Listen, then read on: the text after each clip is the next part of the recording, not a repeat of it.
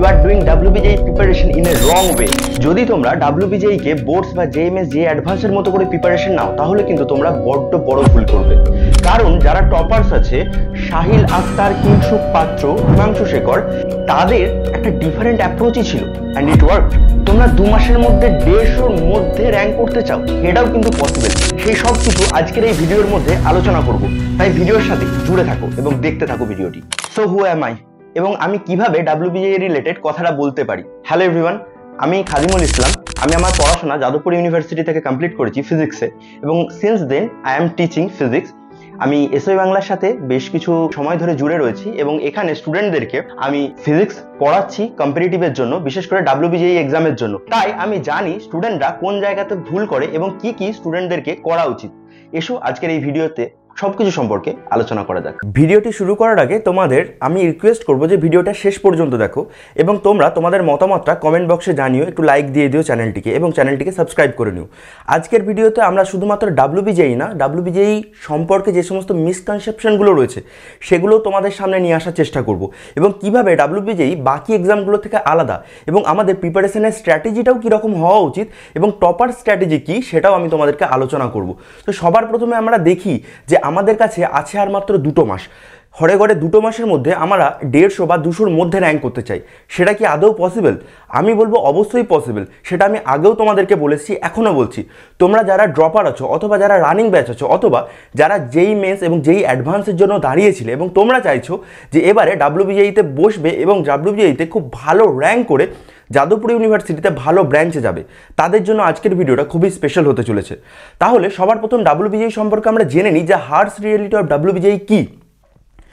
WBJE-র harsh রিয়েলিটিটা কি, আমরা কি ভুল করব যদি WBJE প্রিপারেশন একবারে প্রথম শুরু করতে চাই। সবার প্রথম WBJE is a pattern base exam. WBJE কিন্তু বাকি এক্সামগুলোর মতো, অর্থাৎ JEE অ্যাডভান্স বা JEE মেন্স এই ধরনের এক্সামের মতো কিন্তু কনসেপচুয়াল বেস না। যদিও JEE মেন্সের এক্সামের মধ্যেও প্যাটার্ন বেস রয়েছে, বাট JEE অ্যাডভান্সটার জন্য একদমই না। যারা JEE অ্যাডভান্স পড়ে এসছো তোমরা জানবে যে JEE অ্যাডভান্সটার কনসেপ্ট পুরোপুরিভাবে দারুণভাবে ক্লিয়ার থাকতে হয়, না হলে কিন্তু JEE অ্যাডভান্সে বসা যায় না। কিন্তু WBJE এরকম নয়। WBJE is a pattern base exam. তুমি যদি প্রিভিয়াস ইয়ার্সের কোয়েশ্চেন্স দেখো তাহলে তুমি বুঝেই যাবে যে WBJE বোর্ডের কাছে তাদের ফেভারিট কোয়েশ্চেন্স বা ফেভারিট সেকশন কোনগুলো রয়েছে। তো সেই প্যাটার্নগুলোকে আমাদেরকে শুধুমাত্র অ্যানালিসিস করতে হবে শুরুতে, এবং 80% কোয়েশ্চেন হ্যাভ সিমিলার প্যাটার্ন। প্রত্যেকটা বছর তুমি যদি অ্যানালিসিস করো, কোয়েশ্চেন্স বলছি না যে কোয়েশ্চেন সেম, এটা না, একদমই না। কোনো এন্ট্রান্সের কোয়েশ্চেন সেম হয় না প্রত্যেকটা বছর, but the pattern of the exam is absolutely similar. তুমি প্যাটার্নগুলো সম্পর্কে যখন জানবে তুমি নিজেই বুঝবে যে আচ্ছা এই টপিকগুলো থেকে প্রত্যেক বছরই প্রায় আসছে কোয়েশ্চেন, তো সেই টপিকগুলো তোমাদের জন্য হট টপিক হয়ে থাকবে। এবং বেশিরভাগ অ্যাসপিরেন্টরা যারা WBJE প্রিপারেশন নেয় তারা এইভাবেই নিজেদেরকে একটু ওভার কমপ্লিকেটেড করে ফেলে যে প্রিপারেশন নিতে গিয়ে তারা they are focusing too much on theory instead of the first application. তারা বেশি ভাবে যে থিওরিটা পড়ে নিই, আরও ডেপতে যায়, কিন্তু এইভাবে না, WBJE এইভাবে প্রিপারেশন করে না।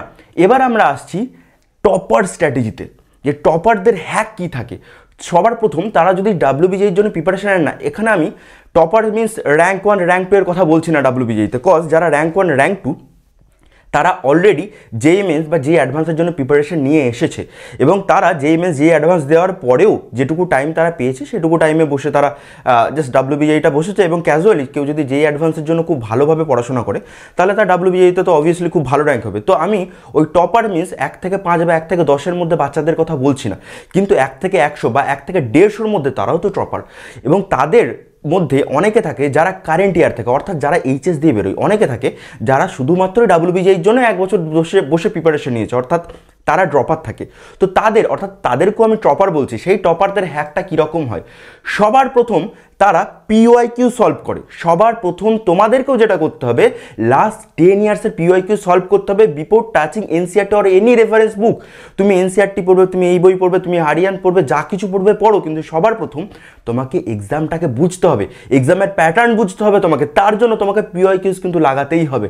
লাস্ট 10 ইয়ার্স আমি তোমাদেরকে রিকমেন্ড করবো, যদি কারোর জন্য বেশি টানাটানি থাকে তাহলে লাস্ট 5 ইয়ার্স অ্যাটলিস্ট তোমরা কিন্তু করবে, অবশ্যই করবে। এবং WBJE ইজ 60% মেমোরাইজেশন এবং 40% প্রবলেম সলভিং। তোমরা ভাবছো যে প্রচুর ইনডেপথ কোশ্চেন আসে, ডেপথে কোশ্চেন হয়, বাট এতটাও না। তোমাদেরকে শুধু মনে রাখতে হবে ফর্মুলাস, তাদের অ্যাপ্লিকেশনসগুলো এবং বাকিটা তোমাদের প্রবলেম সলভিং এবং টাইম ম্যানেজমেন্টের উপর কিন্তু নির্ভর করবে। এটাতে গেল প্রথম। এবার টপারদের ট্রিক নম্বর আসছি 1-এ, যেখানে আমি তোমাদেরকে বলবো 80-20 রুল, যেটা আমি আগেও তোমাদেরকে বলেছি এবং এইটা প্যারেটো প্রিন্সিপাল নামেও পরিচিত। এই প্যারেটো প্রিন্সিপালটা কি বলে? প্যারেটো প্রিন্সিপালটা আমাদের সিম্পলিফাইভাবে বলে যে 20% তোমাদের এফর্টটা 80% রেজাল্টের জন্য দায়ী। কি বললাম? তোমাদের নির্দিষ্ট একটা 20% এফর্ট তোমাদের 80% রেজাল্টের জন্য দায়ী হয়, এবং বাকি যে এফর্টগুলো যেগুলো করছি আমরা সেগুলো তার মানে কার্যকরী নয়। তাহলে আমাকে ওই 20% কোন দিকে আমি এফর্ট দেবো, ম্যাক্সিমাম এফর্টটা দেবো, সেটা আমাদেরকে অবশ্যই কিন্তু বুঝে রাখতে হবে। তাহলে আমরা যদি 20% এমন সিলেবাস কমপ্লিট করি যে সিলেবাসগুলো থেকে অ্যাকচুয়ালি কোশ্চেন্স আসে, সেটা তুমি জানবে কি করে? অলরেডি তুমি পিওয়াইকিউ সলভ করে এসছো, তুমি জানো কোন জায়গাগুলো বোর্ডের জন্য ইম্পর্টেন্ট এবং ডাব্লিউবিজেই বোর্ডের জন্য ইম্পর্টেন্ট এবং তাদের ফেভারিট জায়গা কোনটা। তো ওই 20% সিলেবাস তোমাকে সিলেক্ট করে রাখতে হবে। এবার এই জায়গাটা আমি অলরেডি তোমাদেরকে আগের একটা ভিডিও দিয়েছিলাম, স্ট্র্যাটেজি ভিডিও। সেই স্ট্র্যাটেজি ভিডিওর মধ্যে আমি আলোচনা করে দিয়েছিলাম যে 20% সিলেবাস কী কী রয়েছে না রয়েছে, তোমরা যদি চাও সেখান থেকে দেখতে পারো। এবং এই 20% সিলেবাস থেকে দেখা যাবে যে 80% বা 85% কোশ্চেন আমাদের আসছে। এখানে ম্যাক্সিমাম বাচ্চা যে ভুলটা করে, তারা ভাবে আমরা 100% সিলেবাস শেষ করব, ডাব্লিউবিজেইতে 100% সিলেবাস শেষ করে তারপর এক্সাম দিতে যাবো। তোমাদের কাছে আছে আর 2 মাস, হাতে আর 2 মাস আছে তোমাদের কাছে, তার মধ্যে তোমাদেরকে টপ করতে হবে, টপ 150 বা টপ 200 মধ্যে র্যাঙ্ক করতে হবে। তাহলে তোমার কি উচিত যে তুমি 100% সিলেবাস শেষ করতে যাবে, যেখানে তুমি জানো যে বাকি 80% সিলেবাস থেকে মাত্র 20% কোশ্চেন আসে? তাহলে কেন তুমি অতটা শেষ করবে? যেখানটা ইম্পর্টেন্ট, যে জায়গাগুলো ইম্পর্টেন্ট, আমি সেই জায়গাগুলোতে হাত দেবো এবং সেই জায়গাগুলো অলরেডি আমি চুজ করে রাখবো, তাই না? তাহলে 80% রেজাল্ট আমাদেরকে সেখান থেকে তুলে নিতে হবে 20% সিলেবাস থেকে। এবার আমরা আসি টপার ট্রিক নম্বর 2-এতে, the 10,000 MCQ rule. Yes, you heard it correct, 10,000 MCQ rule. তোমাদেরকে 10,000 MCQ লাগাতে হবে বিফোর দ্য এক্সাম। তোমরা ভয় পেও না, আসছি, ভয় পেও না। 10,000 MCQ বিরাট কিছু ব্যাপার নয়, আমি আসছি, ক্যালকুলেশনে আসছি আমি। তোমরা যদি 10,000 MCQ বিফোর এক্সাম লাগিয়ে নিতে পারো, তাহলে আমি তোমাদেরকে কথা দিচ্ছি আন্ডার 200 না হলেও আন্ডার 300 র্যাঙ্ক তোমাদের কিন্তু আসতে বাধ্য। কোন এমসিকিউগুলো লাগাবো? যে কোনো এমসিকিউ আমরা চুজ করবো না। Solve 10,000 MCQ before exam, not from random books, যে কোনো বই থেকে না, বাট ফ্রম পিওয়াইকিউস, কিছু পিওয়াইকিউ রিলেটেড কোয়েশ্চেন্স, কিছু কোচিংয়ের তোমাদের কাছে স্টাডি মেটেরিয়াল আছে, কিছু টেস্ট যেগুলো শুধুমাত্র ডেডিকেটেডলি ডাব্লিউবিজির জন্য নেওয়া হয়, অর্থাৎ যেগুলোকে আমরা মক টেস্ট বলি। তাছাড়াও যে সমস্ত বইগুলো ডেডিকেটেডলি তোমাদেরকে বলে যে ডাব্লিউবিজিএর মতোই কোশ্চেন এবং তোমরা সেই কোশ্চেনগুলোকে নিয়ে বুঝতে পারো, যেরকম আরিহান্তের কিছু বই রয়েছে যারা ডাব্লিউবিজিএর জন্য স্পেশালি একটা বই বের করে। সাঁতরা পাবলিকেশনের একটা আগে বই পাওয়া যেত, বাংলাতে তারা কোয়েশ্চেন বার করতো। তোমরা চাইলে কলেজ স্ট্রিট থেকে বা যে কোনো জায়গা থেকে সেটা কিন্তু কালেক্ট করতে পারবে। আমি জানি না সেটা অনলাইনে আপাতত পাওয়া যাচ্ছে কিনা, বাট সেই বইটা থেকেও তোমরা সলভ করতে পারো। কারো কাছে তাদের রেফারেন্স বুকগুলো রয়েছে, এনসিআরটি রয়েছে, নর্মাল রেফারেন্স বুক অর্থাৎ ছায়া, সাঁতরা তাদের কাছে রয়েছে। সেখানে শেষে যে কোয়েশ্চেনগুলো আছে সেগুলোও কিন্তু তোমরা সলভ করতে পারবে। এবং এখানে আবার একটা বলার, স্টাডি লেস সলভ মোর। অল্প পড়ো, সলভ বেশি করো। সলভ করতে করতে তোমাদের ডাউট ক্লিয়ার হবে। কোনো চ্যাপ্টার ধরলে আগে থিওরি শেষ করবে, তারপর এখন তোমাদের কাছে টাইম নেই। যারা ড্রপার ছিল তাদের কাছেও টাইম ছিল, যারা বোর্ডসে আছে তাদের কাছেও টাইম ছিল থিওরি কভার করার। এখন তোমাদেরকে সলভ করতে হবে। এই সলভের পাশাপাশি তোমাদেরকে সেখান থেকে ট্রিকগুলো শিখে নিতে হবে কীভাবে করে, তোমাদের সেখান থেকে থিওরিগুলোকেও ক্লিয়ার করে নিতে হবে যদি কোনো থিওরি তোমাদের ক্লিয়ার না থাকে। এবং এটা কতটা 10,000 MCQ মানে প্রায় 160টা কোয়েশ্চেন। ইয়েস, বেশি না, 160 থেকে 170টা question. At the time I am recording the video, এখন এর হিসাব করলে আমি দেখতে পাবো যে এক্সামের আগে পর্যন্ত আমাদেরকে 160টা বা 170টা কোশ্চেন আমাদেরকে পার ডে সলভ করতে হবে, যেটা খুব একটা বড় কোনো ব্যাপার না। কারণ তোমাদের এইচএস হয়ে গেছে, যারা কারেন্ট ব্যাচ, যারা ড্রপার আছো তাদের ক্ষেত্রে তো আলাদা ব্যাপার, কিন্তু যারা কারেন্ট ব্যাচ তোমাদের কাছে তো এক্স্যাক্টলি টাইম রয়েছে করার, তাই না? 170টা কোশ্চেন সারা দিন পড়ে রয়েছে তোমার কাছে, তোমরা 200টা 250টা পর্যন্ত করতে পারো, কিন্তু মিনিমাম তোমরা টার্গেট রাখবে 160 থেকে 170টা কোশ্চেন পার ডে করার। এবং সেটা তোমাদের কম্পাউন্ড হয়ে দেখা যাবে যে এক্সামের আগে পর্যন্ত এতটা কনফিডেন্স চলে আসছে যে এক্সামে বসে তোমাদের আর ভয় করছে না। এবার নেক্সট স্ট্র্যাটেজিতে আসি কি, প্র্যাকটিস উইথ টাইম কনস্ট্যান্ট, অর্থাৎ টাইমটাকে আমি একটা কনস্ট্যান্ট হিসাবে ধরবো, আমি একটা ভ্যালু হিসাবে ধরে তারপর সলভ করব। সবার প্রথম আমাদের ফিজিক্সের ক্ষেত্রে আমার কাছে অনেক বাচ্চার কোয়ারিজ আছে যে স্যার কনসেপ্ট তো বুঝতে পারছি কিন্তু এখানে আমি সলভ করতে পারছি না ঠিকঠাক। তাদের জন্য আবারও বলবো যে তারা বোর্ডসে যে সমস্ত বইগুলো তারা ফলো করেছিল তার শেষে যে এমসিকিউগুলো ছিল সেই এমসিকিউগুলোকে তারা সলভ করুক। খুব সোজা সোজা এমসিকিউগুলো থাকে, সেগুলো 10,000 কোয়েশ্চেনের মধ্যেই পড়বে। এবং তারপর যখন সে জানে যে আমি সলভ করতে পারছি, অর্থাৎ যারা ড্রপার আছো তোমরা অবভিয়াসলি সলভ করতে পারবে, তোমাদের জন্য আমার যেটা বলার যে প্রত্যেকটা কোয়েশ্চেন পিছু তোমরা টাইমটা নোট করো যে কতটা টাইম লাগছে, এবং তোমরা চেষ্টা করো যে সেটা যেন 45 থেকে 50 সেকেন্ডের মধ্যে হয়, তার বেশি যেন না হয়। 45 থেকে 50 সেকেন্ড যেন লাগে এক একটা কোয়েশ্চেন সলভ করতে, কারণ তোমরা জানো যে দুটো পার্টে আমাদের WBG এক্সাম হয় এবং আমাদের কাছে বিরাট টাইমও দিয়ে দেয় না যে টাইমে বসে আমরা সলভ করবো। তাই আমরা বসে একটা কোয়েশ্চেন বেশি 2 মিনিট 3 মিনিট লাগিয়ে দিতে পারি না, পুরো এক্সামটা বাজে হয়ে যাবে আমাদের। তাই টাইম কনস্ট্যান্ট রেখে আমাদের করতে হবে। এবার তোমরা বলবে স্যার প্রত্যেকবার ঘড়িটা দেখে দেখে করবো না, প্রথমে তোমরা দাও, তোমরা তো কোয়েশ্চেন করবে, তোমরা দেখতে পাবে যে পার কোয়েশ্চেন তুমি 2 ঘন্টা ধরে করেছো, এতগুলো কোয়েশ্চেন, পার কোয়েশ্চেন তুমি মিনিট বা সেকেন্ড ক্যালকুলেট করে নিতে পারবে এবং সেই সেকেন্ডটাকে কমিয়ে কমিয়ে নিয়ে আসার চেষ্টা করো।